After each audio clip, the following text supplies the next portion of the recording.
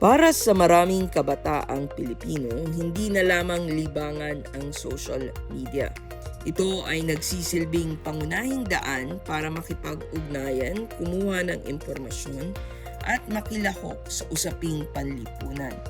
Ayon sa Archipelago Analytics Survey, 8 sa bawat 10 kabataang Pilipino ang tutulo sa anumang uri ng restriksyon o paghihigpit sa social media.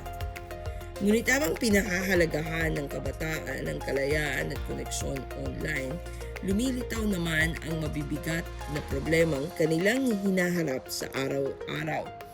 Batay sa survey, kalahati ng mga respondent ang nagsabing bumaba ang kanilang antas ng kasiyahan o happiness.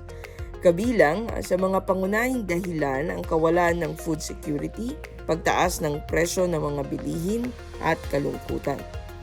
Isa rin sa pinakamabigat na suliranin ng gastos sa tirahan.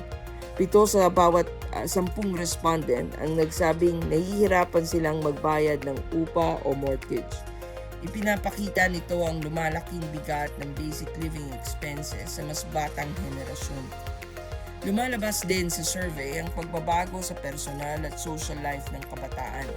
4 lamang sa bawat 10 respondent ang nagsabing sila ay kasulukuyang nasa isang relasyon. Maaaring sumasalamin ito sa epekto ng economic uncertainty, nagbabagong priorities at social isolation. Isinagawa ang survey mula February 26 hanggang March 6, 2026 sa pamamagitan ng face-to-face interviews sa 1,400 Pilipino.